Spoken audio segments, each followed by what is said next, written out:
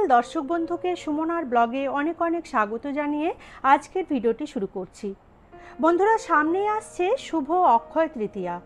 অক্ষয় শব্দের অর্থ হলো যার কোনো ক্ষয় নেই, অর্থাৎ যা কখনো শেষ হয় না। তাই মানা হয় অক্ষয় তৃতীয়ায় করা যে কোনো কাজ চির অক্ষয় হয়ে থাকে। তো এখন প্রশ্ন হলো, কবে পড়েছে অক্ষয় তৃতীয়া? অক্ষয় তৃতীয়ায় কীভাবে করা হয় লক্ষ্মী গণেশের পুজো? পুজোর শুভ মুহূর্ত ঠিক কখন? এদিন পুজোয় কি কি করণীয়, যা করতে পারলে আমাদের গৃহে মা লক্ষ্মী এবং ভগবান গণেশের আশীর্বাদ চির অক্ষয় হয়ে থাকবে, এই সমস্ত বিষয় নিয়ে আমি আজকের ভিডিওতে আলোচনা করব। তাই তোমরা ভিডিওটি মন দিয়ে শুনে রাখো। আশা রাখছি ভিডিওটি তোমাদের ভীষণভাবে উপকারে আসবে। প্রতি বছর বৈশাখ মাসের শুক্লপক্ষের তৃতীয়া তিথিতে পালিত হয় অক্ষয় তৃতীয়া। শুক্লপক্ষের এই তৃতীয়া তিথিটি অত্যন্ত শুভ একটি দিন বলে মনে করা হয়।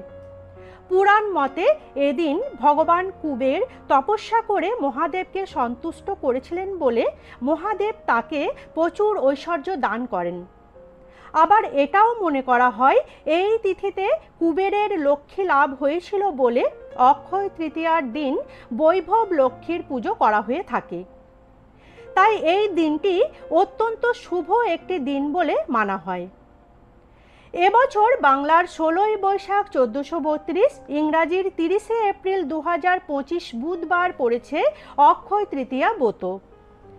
তিথি শুরু হচ্ছে বাংলার 15ই বৈশাখ 1432, ইংরাজির 29শে এপ্রিল 2025 মঙ্গলবার সকাল 5:31 এবং তিথি সমাপ্ত হচ্ছে বাংলার 16ই বৈশাখ 1432, ইংরাজির 30শে এপ্রিল 2025 দুপুর 2:12।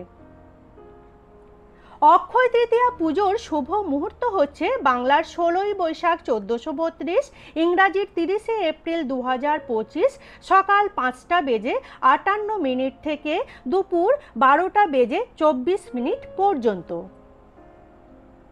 এদিন শ্রী শ্রী কৃষ্ণের চন্দন যাত্রা শ্রীধাম পুরীতে টানা 21 দিন ব্যাপী চন্দন যাত্রা উৎসব পালিত হবে।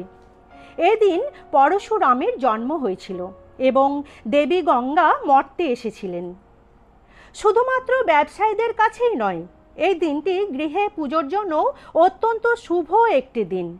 বিশেষ করে ব্যবসায়ীদের কাছে অতি শুভ মুহূর্ত।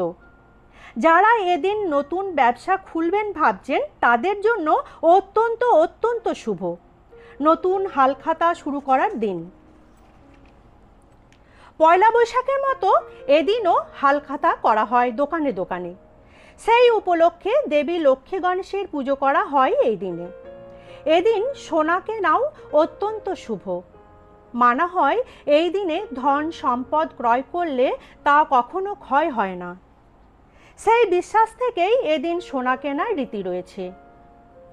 অক্ষয় তৃতীয়ায় সৌভাগ্য এবং সাফল্য বয়ে আনে বলেই বাংলার ঘরে ঘরে লক্ষ্মী গণেশের আরাধনা করা হয়। প্রথমেই যে জায়গায় ঠাকুর বসানো হবে সেই জায়গাটি আগে থেকে ধুয়ে মুছে সুন্দর করে আলপনা দিয়ে রাখতে হবে। এরপর একটি কাঠের জলচৌকি পেতে একটি লাল রঙের কাপড় বিছিয়ে তার উপর মা লক্ষ্মী ও সিদ্ধিদাতা গণেশের ছোট্ট মূর্তি বসিয়ে নিতে হবে। বাড়িতে মা লক্ষ্মী ও গণেশের মূর্তি না থাকলে বাজারে এদিন সুন্দর সুন্দর লক্ষ্মী গণেশের মূর্তি পাওয়া যায়। চাইলে নতুন ঠাকুর কিনেও আনা যায়। এরপর মায়ের সামনে একখানি ঘট বসাতে হবে। ঘটে আম্রপল্লব, পান এবং একটি গোটা ফল যেমন কলা অথবা শীষযুক্ত ডাব দিতে হবে। না পারলে হরিতকিও দেয়া যেতে পারে। এবার ঘরটি সুন্দরভাবে সাজিয়ে নিয়ে লক্ষ্মী গণেশের সামনে বসিয়ে দিতে হবে। ঘটের উপর একখানি চাঁদমালা ও লাল চেলি দিতে হবে। এবার একখানি নতুন লাল পাটার খাতা নিতে হবে, সাথে একটি লাল পেন এবং সেই খাতার প্রথম পৃষ্ঠায় তেল ও সিঁদুরের মিশ্রণ এবং হলুদের গোলা দিয়ে স্বস্তিক চিহ্ন এঁকে উপরে 5টি সিঁদুরের ফোঁটা ও 5টি হলুদের ফোঁটা দিতে হবে।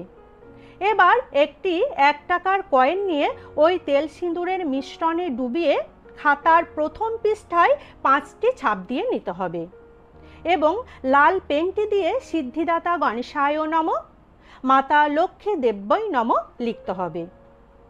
ওই মঙ্গল খাতাখানি লক্ষ্মী গণেশের সাথে পুজো করে নিতে হবে এবং পুজোর পরের দিন ওই খাতাখানি ব্যবসা প্রতিষ্ঠানে ঠাকুরের জায়গায় রাখতে হবে। সবশেষে মা লক্ষ্মী ও গণেশের চরণে পুষ্পাঞ্জলি দিয়ে নিজ সাধ্যমতো ভোগ যেমন চিড়ে, বাতাসা, খই, লাড্ডু দিতে পারলে খুব ভালো হয়। এবার হাত জোড় করে প্রণাম মন্ত্র বলে পুজো সম্পন্ন করতে হবে। এবার বলি বন্ধুরা, এই শুভ দিনের পুজোয় কি কি করণীয় উপায় আছে যা করতে পারলে আমাদের গৃহে মা লক্ষ্মী ও গণেশের আশীর্বাদে সংসারের ভাণ্ডার পরিপূর্ণ হয়ে থাকবে।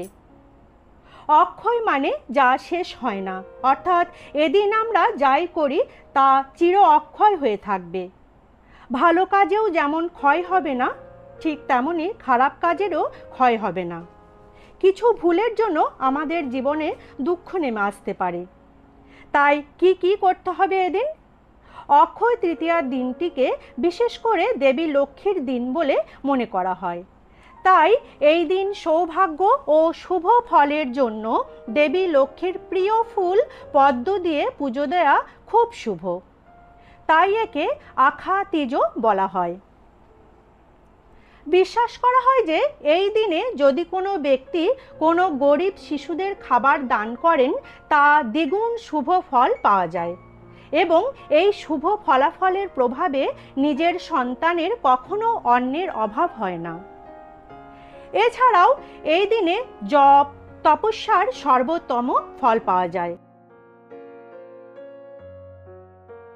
অক্ষয় তৃতীয়া একটি স্বতঃসিদ্ধ শুভ সময়। এই দিনে যে কোনো নতুন শুভ কাজ শুরু করা অত্যন্ত শুভ বলে মনে করা হয় এবং এই দিনে যে কোনো কাজ শুরু করলে জীবনে অনেক বেশি সাফল্য পাওয়া যায় বলে মানা হয়। তাই এদিন যত বেশি ভগবানের নাম স্মরণ করা যায় এবং কম কথা বলা যায় ততই মঙ্গল। অনেকেই অক্ষয় তৃতীয়ার দিনে সোনা কিনে থাকে, এটাও খুব শুভ। তবে না পারলে মাটির নতুন কলস এবং পেতল কেনাও খুব শুভ। তাই এই শুভ দিনে গণেশ ও লক্ষ্মী পুজো করলে সম্পদ ও সৌভাগ্য চির অটুট হয়ে থাকে। তাহলে বন্ধুরা, এই ছিল আমার আজকে ছোট্ট ভিডিও। ভিডিওটি ভালো লেগে থাকলে লাইক ও শেয়ার করে দেওয়ার জন্য অনুরোধ করছি। যারা আমার পুরনো বন্ধু তারা এভাবে সাথে থেকো, পাশে থেকো। যারা আমার নতুন বন্ধু প্লিজ চ্যানেলটিকে সাবস্ক্রাইব করে নিও। সাবস্ক্রাইব করে আমার বন্ধু হয়ে পাশে থেকো আর কমেন্টস করে অবশ্যই জানিও আজকের পুজো তোমাদের কেমন লেগেছে। জয় মা লক্ষ্মী, জয় শ্রী গণেশ।